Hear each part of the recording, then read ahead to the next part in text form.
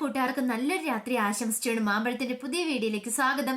നമുക്ക് നേരെ രേവതിയുടെ സച്ചിയുടെ ഒക്കെ നാളത്തെ ഒരു അടിപൊളി പ്രമോ വിശേഷത്തിലേക്ക് അങ്ങോട്ട് പോയാലോ. നാളത്തെ പ്രമോ വിശേഷത്തിൽ കാണിക്കുന്ന സച്ചി അങ്ങനെ സുധീനെ കുറിച്ചൊക്കെയുള്ള കാര്യങ്ങളൊക്കെ അറിയുകയാണ്. സുധിക്കൊരു കല്യാണാലോചന വന്നിട്ടുണ്ട്. അപ്പൊ അതിന്റെ വിശേഷങ്ങൾ അറിഞ്ഞു കഴിയുമ്പത്തിന് സച്ചി പിന്നെ അവിടെ ഒരു സംഹാര താണ്ഡവം തന്നെയാണ് വീട്ടിലാടുന്നത്. കാരണം 1-2 ലക്ഷം രൂപയല്ല, 50 ലക്ഷം രൂപയാണ് തരാനുള്ളത്. ഇനിയിപ്പം അവന്റെ കല്യാണം കഴിഞ്ഞു കഴിഞ്ഞിട്ടുണ്ടെങ്കിൽ അവൻ ആ പെണ്ണിനെ കൊണ്ട് എങ്ങോട്ടേലും പോയിട്ടുണ്ടെങ്കിൽ തന്റെ പണം ആര് തരും എന്നൊരു ചിന്തയൊക്കെ സച്ചിയുടെ ഉള്ളിൽ ഉണ്ടാവുന്നുണ്ട്. അതിന്റെ വിശേഷങ്ങളും പിന്നീട് ശ്രുതി ഒരു ബ്യൂട്ടി പാർലർ തുടങ്ങാനായിട്ട് കടയൊക്കെ അന്വേഷിച്ച് പോകുന്നുണ്ട്. അങ്ങനെ അവിടെ ചെന്നിട്ട് ശ്രുതി കുറച്ച് പ്രശ്നങ്ങളൊക്കെ ഉണ്ടാക്കുന്നുണ്ട്. ശ്രുതി. അതിന്റെ വിശേഷങ്ങളൊക്കെയാണ് നാളെ നമ്മൾ കാണാൻ പോകുന്നത്. ഇന്ന് നമ്മൾ അവസാനം കണ്ടത് സച്ചിയുടെ ഓട്ടം പോകുന്ന സമയത്താണ്. കടയിലിരുന്ന് ശ്രുതിയും സംസാരിക്കുന്ന കണ്ടു. ആ സമയത്ത് സച്ചിക്ക് നല്ല സംശയങ്ങൾ തോന്നുന്നുണ്ടായിരുന്നു. ഇത് ഏതാ ഒരു പെണ്ണ് ഇവന്റെ കൂടെ ഇരിക്കുന്നേ? ഇനി കാമുകയാണോ അതോ മുമ്പ് തേച്ചിട്ട് പോയ പെണ്ണെങ്ങാനും ആണോ? പക്ഷെ നോക്കിയിട്ട് ശരിക്കും മുഖം അങ്ങോട്ട് ക്ലിയർ ആയില്ല. കുറച്ച് ഭാഗം കൂടെ സൈഡ് ഭാഗം മാത്രമേ കാണാൻ പറ്റുള്ളൂ. പിന്നീട് എന്തേലും ആട്ടെ, എപ്പോഴാണ് താ സത്യങ്ങളൊക്കെ അറിയുമെന്ന് ഓർത്തോണ്ട് സച്ചി വീട്ടിലേക്ക് വരുന്നത്. ഈ സമയത്ത് രേവതിക്ക് സങ്കടം സഹിക്കാൻ പറ്റുന്നുണ്ടായിരുന്നില്ല. രേവതി വീട്ടിലേക്ക് വിളിച്ചിട്ട് അമ്മയോട് വിഷമങ്ങളും വേദനകളും ഒക്കെ പറയാണ്. എങ്ങനെ പറയാതിരിക്കും? വന്നു കഴിയുമ്പോൾ തന്നെ ആദ്യം രേവതിയോടുള്ള ദേഷ്യപ്പെട്ട സ്തുതി വേലക്കാരി എന്നുള്ള രീതിയിലല്ലേ സംസാരിച്ചേ. ആ കാര്യങ്ങളൊക്കെ ലക്ഷ്മിയമ്മയോട് പറയുമ്പോൾ ലക്ഷ്മിയമ്മ പറഞ്ഞു, മോളെ നീ സങ്കടപ്പെടണ്ട, അവർക്ക് ആള് മാറിപ്പോയതല്ലേ, അറിയാതെ പറഞ്ഞു പോയതല്ലേ, നീ പിന്നെ ആള് മാറിപ്പോവാനായിട്ട് അങ്ങനെയാണോ അമ്മ ഒരു വീട്ടിലേക്ക് കയറി വരുമ്പോൾ കാണിക്കുന്ന മര്യാദ? അതാണെന്ന് ചോദിക്കുകയാണ്. മോള് വിഷമിക്കേണ്ട, എന്നാൽ അതിനൊക്കെ ശേഷം അവരെന്നോട് വളരെ ക്രൂരമായിട്ടമ്മേ പരുഷമായിട്ടൊക്കെ പെരുമാറിയത് എനിക്ക് സങ്കടം സഹിക്കാൻ പറ്റുന്നുണ്ടായിരുന്നില്ല. പോരാത്തേന് എന്റെ അമ്മായിമ്മയുണ്ടല്ലോ ഒരു വേലക്കാരിയോട് എന്ന പോലെ എന്നോട് പെരുമാറിക്കൊണ്ടിരുന്നത്, അതും അവരുടെ മുന്നിൽ വെച്ച്. ഞാൻ ഇതൊക്കെ എങ്ങനെ സഹിക്കുമെന്ന് ചോദിക്കണം. മോളെന്തിനാ സങ്കടപ്പെടണ്ടേ? മോളുടെ അച്ഛനോടെ ഉണ്ടല്ലോ രവിയേട്ടൻ നിന്നെ പൊന്നു പോലെ നോക്കുന്നില്ലേ, പിന്നെ സച്ചിയുണ്ട്, സച്ചി നല്ലവനാ മോളെ, ഇവർ രണ്ടുപേരും പോരെ, പിന്നെ നീ എന്തിനാ ഇങ്ങനെ സങ്കടപ്പെടുന്നതെന്നൊക്കെ ചോദിച്ച് രേവതിനെ ആശ്വസിപ്പിക്കുന്നുണ്ട്. പക്ഷെ രേവതിക്ക് എന്തോ സങ്കടം സഹിക്കാൻ പറ്റുന്നുണ്ടായിരുന്നില്ല. ഈ കല്യാണം നടക്കുമെന്ന് ഓർത്താണ് അമ്മ ഇരിക്കുന്നത്. ഈ കല്യാണം നടക്കാനൊന്നും പോകുന്നില്ല. പക്ഷെ എനിക്ക് അവളെ കണ്ടിട്ട് അത്ര പന്തിയായിട്ട് തോന്നിയില്ലമ്മേ. എവിടെ എന്തോ ഒരു മിസ്റ്റേക്ക് തോന്നുന്നുണ്ടെന്ന് പറയാം. അതെന്താ അവൾ അങ്ങനെ പറഞ്ഞേ? അല്ലെങ്കിൽ ഒരു പെൺകുട്ടി ഇങ്ങോട്ട് നേരിട്ട് വരുവോ? സാധാരണഗതിയില് പെൺകുട്ടിയുടെ വീട്ടുകാരൊക്കെ അല്ലേ വരുന്നേ. അല്ല, അവർ അച്ഛനും അമ്മയൊന്നും ഇല്ലെന്ന് ചോദിക്കണം. അതിനെക്കുറിച്ചൊക്കെ ഇവിടുത്തെ അച്ഛൻ ചോദിച്ചു. പക്ഷെ എന്തോ തൃപ്തികരമായൊരു മറുപടി അല്ലമ്മേ അവൾ തന്നത്. എന്തൊക്കെയോ പറഞ്ഞ് ഒഴിഞ്ഞു മാറുക ചെയ്തേ. അതിനർത്ഥം എന്തൊക്കെയോ ഒരു തരികിട ഉണ്ടെന്ന് തോന്നേ. അവളുടെ മുഖത്ത് അത് എഴുതി വെച്ചിട്ടുണ്ടെന്ന് പറയാം. പോട്ടെ, നീ ഇനിയിപ്പൊ അതൊന്നും ഓർത്ത് സങ്കടപ്പെടണ്ട. എന്തേലും നടക്കട്ടെ, കല്യാണം നടക്കുവാണെങ്കിൽ നടക്കട്ടെ, നല്ല കാര്യമല്ലേ മോളെന്ന് ചോദിക്കണം. പിന്നെ കല്യാണം നടന്നു. ഇതിനു മുമ്പ് ഇതുപോലൊരു കല്യാണം വന്നതാ, അത് മുടങ്ങിപ്പോയി അറിയാവോ. അത് കള്ളത്തരം പറഞ്ഞിട്ടായിരുന്നു ഇവിടുത്തെ അമ്മ എന്ന് പറയണേ. ഇതിനെക്കുറിച്ചൊക്കെ സംസാരിച്ചുകൊണ്ടിരിക്കുമ്പോഴത്തേനും സച്ചി അവിടെ നിൽക്കുന്നുണ്ടായിരുന്നു. സച്ചി പറഞ്ഞു രേവതി പറഞ്ഞ പകുതി കാര്യങ്ങളൊക്കെ. അപ്പൊ രേവതി തിരിഞ്ഞു നോക്കി സച്ചിയുടെ മുഖം കണ്ടേ. പെട്ടെന്ന് കോള് കട്ട് ചെയ്തിട്ട് സച്ചിനെ നോക്കുകയാണ്. രേവതി മുറിയിലേക്ക് അങ്ങോട്ട് കയറി പോവാണ്. സച്ചി പുറകെ ചെന്നു. എന്ത് പറ്റി? നീ ആരോടെ വിളിച്ച് പരദൂഷണമൊക്കെ പറഞ്ഞുകൊണ്ടിരുന്ന് ചോദിക്കുകയാണ്. ആരോടും അല്ല, കുറെ സമയമായിട്ട് ഞാൻ കേൾക്കുന്ന പറയാണ്. അപ്പൊ രേവതിക്ക് മനസ്സിലായി താൻ പറഞ്ഞ കാര്യങ്ങളൊക്കെ സച്ചി കേട്ടിട്ടുണ്ട്.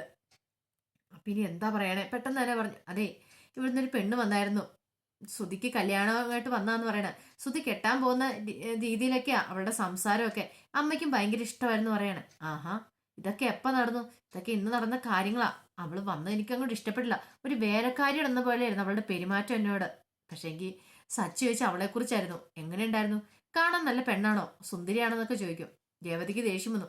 അങ്ങോട്ട് കാര്യം ചെയ്യാം, പോയി ചോദിച്ചിട്ട് വാ, അവിടെ ഉണ്ടല്ലോ ഇരിപ്പ്, സുധീരുടെ അടുത്ത് തന്നെ ചെന്ന് ചോദിക്കുക, ഇല്ലെങ്കിൽ അമ്മയോട് ചോദിക്കുക, അമ്മ വിശദമായിട്ടെല്ലാം പറഞ്ഞു തരുമെന്ന് പറയാം. അതിന്റെ ആവശ്യമൊന്നുമില്ല. അല്ല, അവൾക്ക് എന്തോരം മുടി ഉണ്ടായിരുന്നു, അവള് മുടി അഴിച്ചിട്ടാണോ അങ്ങനെയാണെന്നൊക്കെ ചോദിക്കുകയാണ്.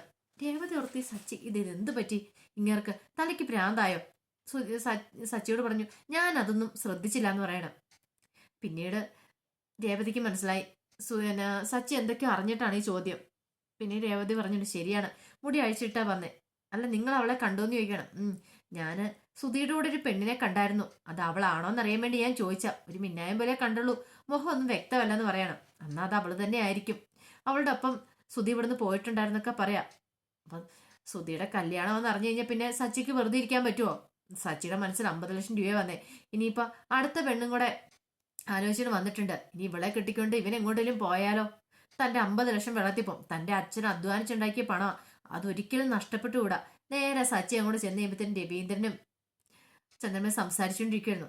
എന്നിട്ട് ചന്ദ്രമതിയോട് ചോദിച്ചിട്ട്, അല്ല സുധിക്ക് കല്യാണം ആണോന്ന് ചോദിക്കുകയാണ്. അത് കല്യാണമായി. ഓ അപ്പം രക്ഷപ്പെട്ടു, എൻ്റെ 50 ലക്ഷം രൂപ കിട്ടൂലല്ലെന്ന് ചോദിക്കുകയാണ്. അതിപ്പോൾ അവന് കല്യാണമായെന്നല്ലേ ഉള്ളൂ, അവന് പണത്തിൻ്റെ കാര്യമൊന്നും അവൻ്റെ കയ്യിൽ ഇല്ലാന്ന് നിനക്കറിയാലോ എന്ന് പറയണേ. അതെങ്ങനെ ശരിയാവും? കല്യാണമാക്കിയ പൈസ തരാന്നല്ലേ അവൻ പറഞ്ഞത്. 6 മാസത്തെ കാലാവധിയാണ് പറഞ്ഞേക്കുന്നേ.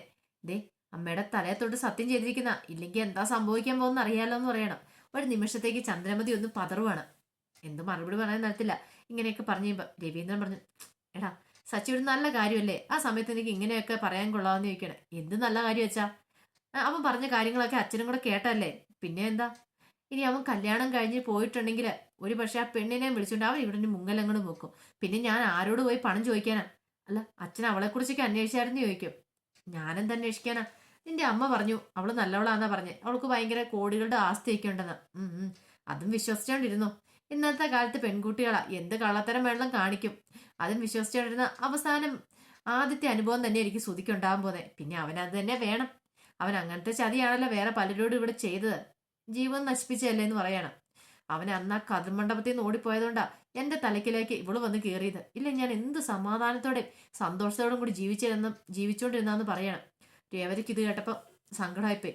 എന്തൊക്കെ പറഞ്ഞാലും അവസാനം തൻ്റെ തലയിലേക്ക് എല്ലാവരും വന്ന് കയറുന്നേ. എന്നെ കാര്യം പറഞ്ഞാലും താൻ എന്തോ ഭയങ്കര അങ്ങോട്ട് നിർബന്ധിച്ച് എന്നെ കല്യാണം കഴിക്കുന്നു പറഞ്ഞുകൊണ്ട് സച്ചിയുടെ പുറകെ നടന്ന പോലെ അവന്റെ പെരുമാറ്റം. അതങ്ങ് രേവതിക്ക് സഹിക്കാൻ പറ്റില്ല. രേവതി സങ്കടപ്പെട്ട് അങ്ങോട്ട് കയറി പോകുമ്പോൾ രവീന്ദ്രൻ പറഞ്ഞു, നീ എന്തിനാണ് എപ്പോഴും ആ കൊച്ചിനെ ഇങ്ങനെ വേദനിപ്പിക്കുന്നത്? എപ്പോഴും നീ പറയുന്നുണ്ടല്ലോ നിനക്ക് ഇഷ്ടമില്ലാതെ കല്യാണം കഴിച്ചാന്നറിയാം, എന്നാലും ഇത്ര ദിവസമായില്ലടാ, ഒരു മര്യാദയ്ക്ക് എന്നോട് സംസാരിച്ചുകൂടെ? എപ്പോൾ നോക്കിയാലും അവന് കുറ്റപ്പെടുത്താൻ മാത്രം അറിയത്തുള്ളൂ എന്ന് പറയണം. പിന്നെ ഞാൻ ഉള്ള കാര്യമല്ലേ അച്ഛാ പറഞ്ഞ, ഇല്ലാത്ത കാര്യമൊന്നും അല്ല പറഞ്ഞേ. പിന്നെ ഒരു കാര്യം പറഞ്ഞേക്കാം, ഇനിയിപ്പം അവന് കല്യാണം അങ്ങ് തീരുമാനിച്ചോന്ന് ചോദിക്കണം ചന്ദ്രമതി. അതിനിപ്പോ തീരുമാനിക്കാൻ എന്തായിരിക്കുന്നത്? ഉറപ്പായിട്ടും അവന്റെ കല്യാണം നടത്തും ആ പെൺകുച്ചുമായിട്ടെന്ന് പറയാം. അന്നൊരു കാര്യം ചെയ്യാം, ശ്രീകാന്തിനെ കൂടെ വിളിച്ചോ അച്ഛാന്ന് പറയണത്. അതിനാടാ ശ്രീകാന്തിനെ വിളിക്കുന്നത്? അല്ല, ഒരു സ്റ്റെപ്പിന് നല്ലതല്ലേ ഇരിക്കുന്നത്. ഉറപ്പായിട്ടും ആ മണ്ഡപത്തിൽ നിന്ന് ഒളിച്ചോടും. ആ സമയത്ത് ശ്രീകാന്ത് വെള്ളം ഒരാളും കൂടെ വേണ്ടേ, കെട്ടാനായിട്ട് ആള് വേണ്ടെന്ന് ചോദിക്കുകയാണ്. ഓ ശരി ശരി. രവീന്ദ്രൻ പറഞ്ഞു, നീ തള്ളിയതാണല്ലേ എന്ന് ചോദിക്കും. എന്താ അച്ഛന് മനസ്സിലായില്ലേ? ഞാൻ സത്യമായിട്ടുള്ള കാര്യമല്ലേ പറഞ്ഞേ, അതിനകത്ത് എന്താ വ്യത്യാസം ഇരിക്കണമെന്ന് ചോദിക്കണം. ചന്ദ്രമതിക്ക് അങ്ങോട്ട് ഇഷ്ടപ്പെട്ടില്ല. അതെ, നീ അത്ര കളിയാക്കൊന്നും വേണ്ട. ഒരബദ്ധം പറ്റിയെന്നോർത്ത്, അബദ്ധമല്ല അങ്ങനെ ചെയ്തെന്നോർത്തോണ്ട് എപ്പോഴും അങ്ങനെയും ചെയ്യണമെന്നില്ലെന്ന് പറയാണ്.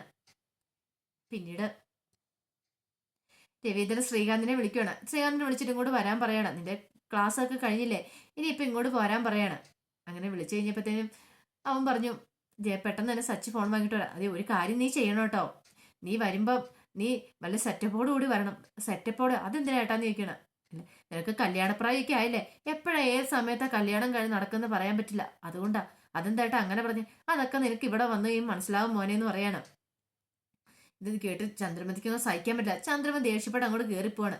പിന്നീട് നമ്മൾ കാണാൻ പോകുന്ന ശ്രുതി ബ്യൂട്ടി പാർലർ തുടങ്ങാനായിട്ട് ഒരു കടയൊക്കെ അന്വേഷിച്ച് പോകണം. അപ്പൊ റെന്റിന് കൊടുക്കുന്ന ഒരു കട. അപ്പൊ ആ കട അന്വേഷിച്ച് അങ്ങോട്ട് ചെല്ലുവാണ്. അപ്പൊ റെന്റിന് കൊടുക്കാനുണ്ടെന്ന് എഴുതി വെച്ചിട്ടുണ്ട് അവിടെ. അപ്പൊ മീര ചോദിച്ചു, നീ എന്താ കണ്ടിട്ട് ഇങ്ങനെയൊക്കെ ചെയ്യുന്നേ? ഇതിനൊക്കെ പണം വേണ്ടേന്ന് ചോദിക്കണം. പണമോ? അതൊക്കെ ഉണ്ട്, അതൊക്കെ നമുക്ക് സംഘടിപ്പിക്കാന്ന് പറയാം. ഇത് ഒന്നും അറിയത്തില്ലാതെ ഈ ശ്രുതി ഇറങ്ങിത്തിരിക്കുമല്ലോ, നിനക്ക് നന്നായിട്ട് അറിയാമെന്ന് പറയാം. അതിനുള്ള വഴിയൊക്കെ ഞാൻ കണ്ടിട്ടുണ്ടെന്ന് പറയണം. അങ്ങനെ അയാളുടെ അടുത്തേക്ക് ചെല്ലുവാണ് റെന്റിന് ഇത് കടയും തരുമോന്ന് ചോദിക്കാൻ വേണ്ടിയിട്ട്. പക്ഷെ അവിടെ ചെന്ന് അവസാനം ശ്രുതി നാണം കിട്ട് തല താഴ്ത്തി ഇറങ്ങിപ്പോകുന്നത്. അതിന്റെ വിശേഷം കൂടെ നാളെ നമ്മൾ കാണാൻ പോകുന്നു പറഞ്ഞിട്ടുണ്ടെങ്കിൽ, അപ്പൊ ആ വിശേഷങ്ങൾക്കായി നമുക്ക് എല്ലാവർക്കും കാത്തിരിക്കാം കേട്ടോ.